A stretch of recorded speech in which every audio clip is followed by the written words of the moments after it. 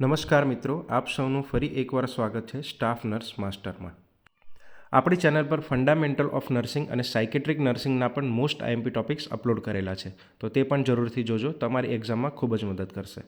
અને આવા જ આઈએમપી વિડીયો મળતા રહે તે માટે વિડીયોને લાઇક અને ચેનલને સબસ્ક્રાઇબ જરૂરથી કરજો.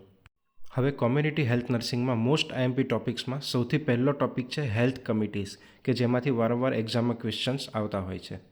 અને એમાં આપણે ખાસ કઈ કમિટી કયા યરમાં આવી હતી. એક્ઝામ્પલ તરીકે ભોર કમિટી 1946માં આવી હતી, મુડલિયાર કમિટી 1962માં આવી હતી.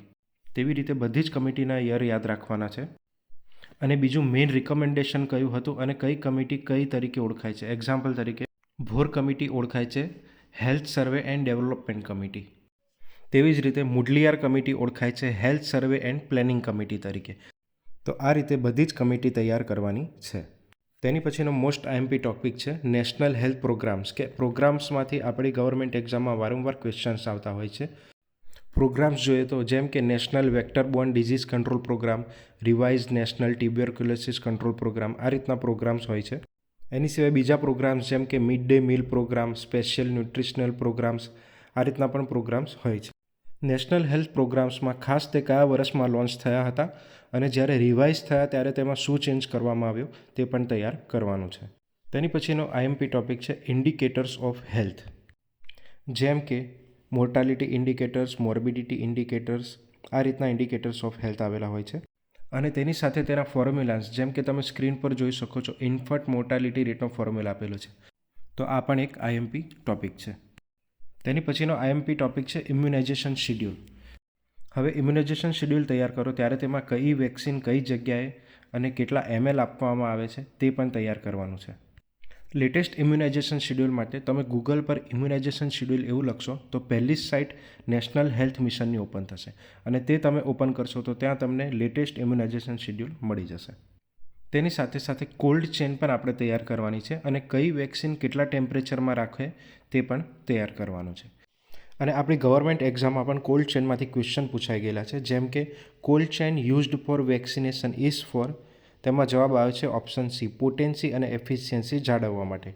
બીજો ક્વેશ્ચન છે કે બહારની જગ્યાએ ઉપયોગમાં લેવાતું કોલ્ડ ચેન જાળવવાનું સાધન કયું, એમાં જવાબ છે ઓપ્શન બી, વેક્સિન કેરિયર. તેની પછીનો મોસ્ટ આઈએમપી ટોપિક છે ટાઈપ્સ ઓફ ઇમ્યુનિટી. એક્ઝામ્પલ તરીકે એક્ટિવ ઇમ્યુનિટી કોને કહેવાય, પેસિવ ઇમ્યુનિટી કોને કહેવાય, અને બીજું કે વેક્સિન દ્વારા જે ઇમ્યુનિટી મળે તેને શું કહેવાય, મધરના બ્રેસ્ટ મિલ્કમાંથી જે ઇમ્યુનિટી મળે તેને શું કહેવાય, એ બધું જ તૈયાર કરવાનું છે. અને ઇમ્યુનિટીની સાથે બીજો એક મોસ્ટ આઈએમપી ટોપિક છે ઇમ્યુનોગ્લોબ્યુલિન્સ અથવા તો એન્ટીબોડીઝ. હવે તેમાંથી પણ વારંવાર ક્વેશ્ચન્સ આવતા હોય છે, જેમ કે બ્રેસ્ટ મિલ્કમાં કયો ઇમ્યુનોગ્લોબ્યુલિન રહેલો છે, તો IgA. બીજું જોઈએ કે એલર્જીક રિએક્શનમાં કઈ એન્ટીબોડી વર્ક કરે છે, IgE. અથવા તો કઈ એન્ટીબોડીઝ જે પ્લેસેન્ટાને ક્રોસ કરે છે, તો IgG. આ રીતના ક્વેશ્ચન્સ આવતા હોય છે. તેની પછીનો આઈએમપી ટોપિક છે લેવલ્સ ઓફ પ્રિવેન્શન.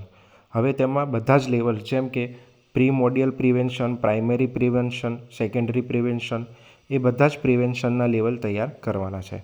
તેની પછીનો આઈએમપી ટોપિક છે એપિડેમિયોલોજી, કે જેમાંથી આપણી ગવર્મેન્ટ એક્ઝામમાં પણ ક્વેશ્ચન પૂછાઈ ગયેલો છે કે એપિડેમિયોલોજીકલ ટ્રાયલમાં શું સામેલ નથી, તો તેમાં જવાબ આવે છે ઓપ્શન સી, રિસ્ક ફેક્ટર્સ. તો આ પણ આખો ટોપિક અને તેમાં આવતી ટર્મિનોલોજી તૈયાર કરવાની છે. તેની પછીનો મોસ્ટ આઈએમપી ટોપિક છે બાયોમેડિકલ વેસ્ટ, કે આમાંથી પણ ગવર્મેન્ટ એક્ઝામમાં વારંવાર ક્વેશ્ચન્સ આવતા હોય છે. એક્ઝામ્પલ તરીકે સિરિન્જ, IV સેટ સામાન નાખવામાં આવે છે રેડ બેગમાં. બીજું બોડી ઓર્ગન્સ, ડ્રેસિંગ મટીરિયલ્સ જેને નાખવામાં આવે છે યલો બેગમાં. તો આ રીતે બાયોમેડિકલ વેસ્ટ આખું તૈયાર કરવાનું છે.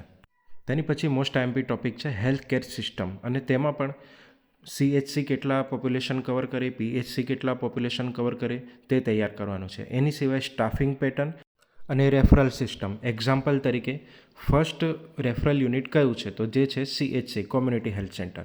તો રેફરલ સિસ્ટમ પણ તૈયાર કરવાની છે. તેની પછીનો આઈએમપી ટોપિક છે વોટર પ્યુરિફિકેશન, કે જેમાંથી આપણી ગવર્મેન્ટ એક્ઝામમાં પણ ક્વેશ્ચન્સ આવી ગયેલા છે. તેની પછીનો આઈએમપી ટોપિક છે કોમ્યુનિકેબલ ડિઝીઝ એન્ડ STDs, એટલે કે સેક્સ્યુઅલી ટ્રાન્સમિટેડ ડિઝીઝીસ.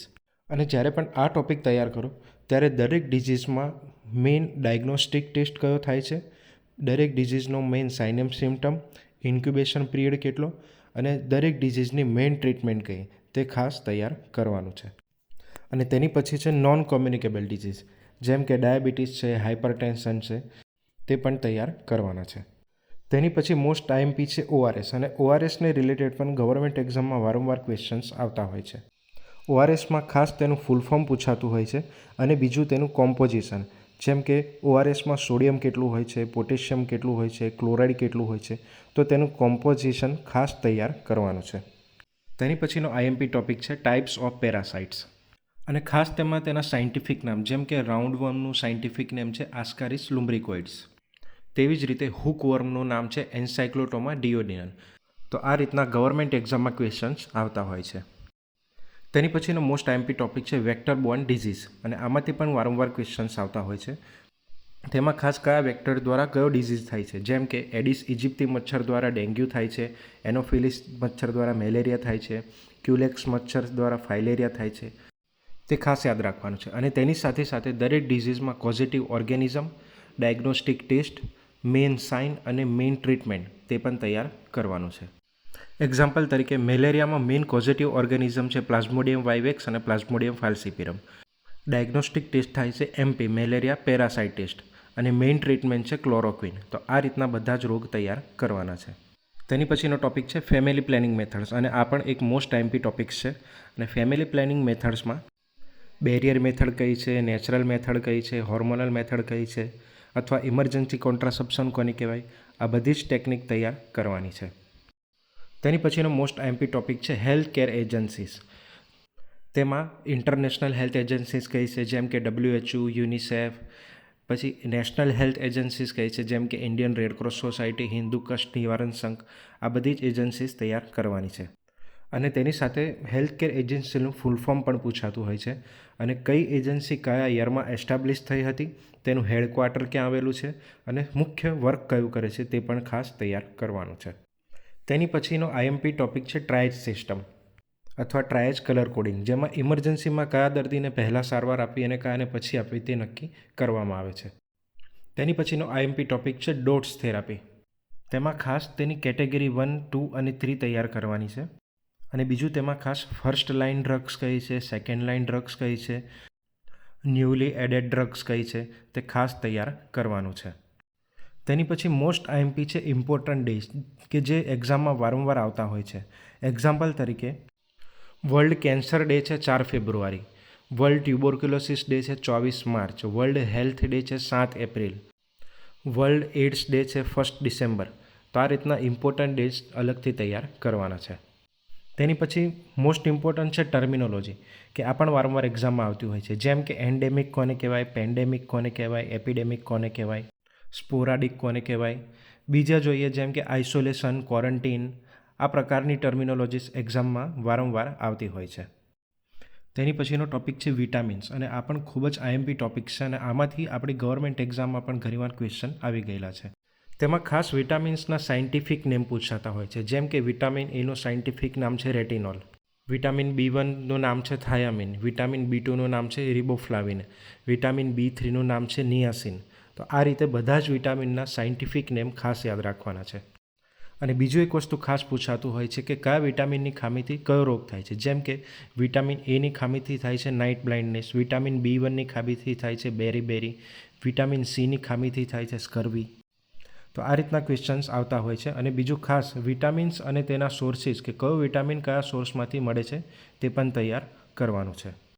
તેની પછીનો મોસ્ટ આઈએમપી ટોપિક છે એન્થ્રોપ્રોમેટિક મેઝરમેન્ટ્સ, જેમાં એડલ્ટ્સમાં અને ચિલ્ડ્રન્સમાં કઈ રીતે એન્થ્રોપ્રોમેટિક મેઝરમેન્ટ થાય છે તે તૈયાર કરવાનું છે. અને તેમાં ખાસ કયા કયા સાધનો વપરાય છે તે પણ તૈયાર કરવાના છે. એક્ઝામ્પલ તરીકે સાકીર ટીપ. તો આને રિલેટેડ પણ એક્ઝામમાં ઘણીવાર ક્વેશ્ચન્સ આવતા હોય છે. તેની પછીનો મોસ્ટ આઈએમપી ટોપિક છે community health workers and there works. Example તરીકે આશા વર્કર્સ, MPHW, SI, FHW. આ બધાના જ ફૂલ ફોર્મ એક્ઝામમાં પૂછાતા હોય છે, અને મેઇન તેમનું વર્ક શું છે તેને રિલેટેડ પણ ગવર્મેન્ટ એક્ઝામમાં ક્વેશ્ચન્સ આવતા હોય છે.